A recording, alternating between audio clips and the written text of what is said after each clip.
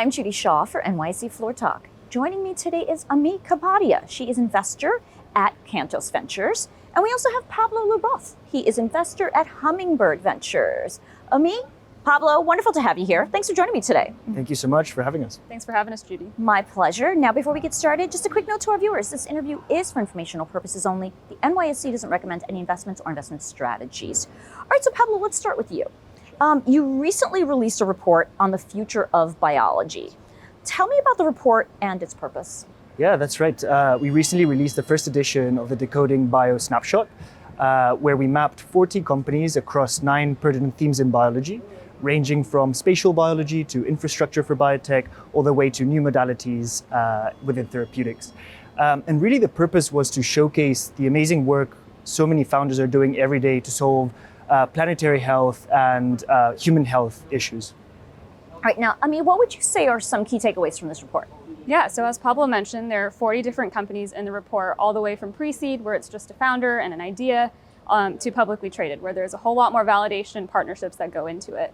And we were really interested to find that while all of these companies have some sort of platform where they have either data that they're generating, insights from this data, really novel things that help them generate multiple different assets instead of just one product, they all take a little bit of a different approach in business model, where there are 2 main dichotomies here. One being a product-focused model where they're spending most of their resources looking at drug discovery, for example, or a partnership model where they're taking that platform data and licensing it out to other businesses.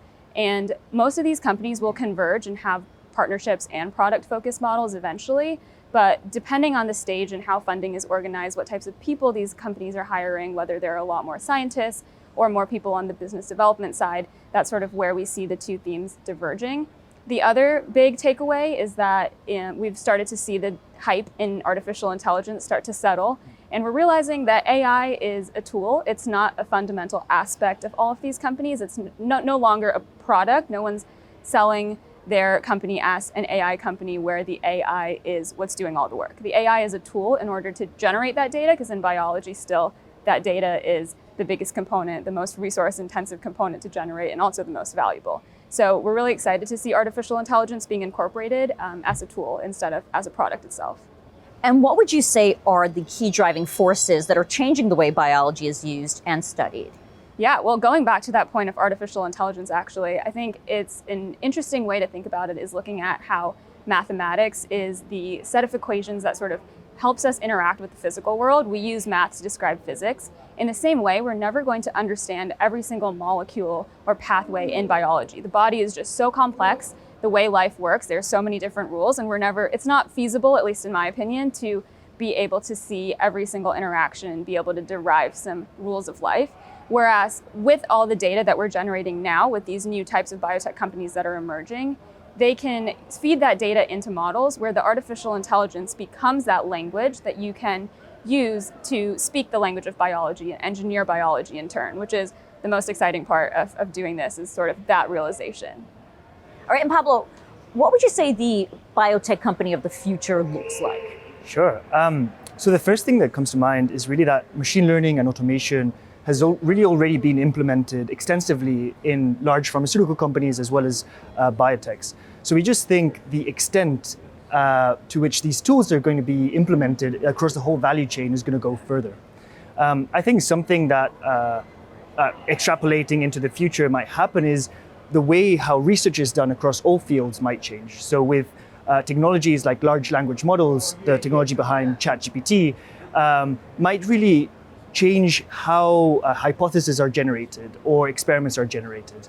Perhaps a shorter time frame change that we might see in biotech companies is humanized versions of animal models. So instead of having to test drugs through animals like mice and rats, we might be able to see different types of models that are closer or more replicable towards humans.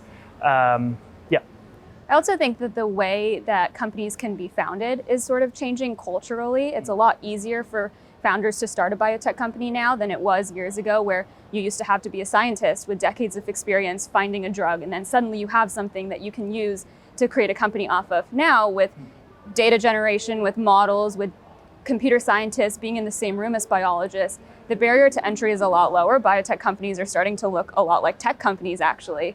And you don't need as much funding earlier on to go far. And so that's super exciting. And it's just reducing the amount of obstacles that a founder needs to be able to create a biotech company. They get to own more of their company through exit. And it just becomes a lot more creative and a lot more lucrative to start a company that is going to advance human and planetary health. All right, and finally, Pablo, tell me, do the fast-paced advances in technology and biotechnology create risks? Yes, both at the biotech level and the AI level independently, but also at the intersection. We've seen risks associated with the innovation in both spaces, but also their accessibility. For example, on the biotech side, the increased access towards genome editing technologies like CRISPR could help improve or create higher risk strains of viruses. Whereas with AI, we've heard about the risks in AI applied to other areas besides biotech. But I think something that is newer is really the intersection of both. So we've seen from two research groups that recently published a few papers, one from Carnegie Mellon showing that you could stitch several large language models together and synthesize semi-autonomously any dangerous chemical you could imagine. And at the same time, other optimization algorithms that are usually used to create better medicines, to create actually more toxic chemicals and do the reverse engineering there. I don't know if you have anything else to add, Amee. Yeah, I mean, it's the same models that we used to use to have low toxicity, high binding drugs, which is what you want if it's a therapeutic. All of a sudden, you're reversing these models that we've been designing for years and years to make it high toxicity and high binding, which is chemical warfare. And so if you can flip the switch so easily, it does beg the question of how do we regulate this? How do we make sure we're mitigating risk while still advancing the future of biology? Yes, indeed. All right, well, wonderful to talk with you both. Thanks for joining me on Floor Talk today. Thanks for having us. Thank you so much. Thanks.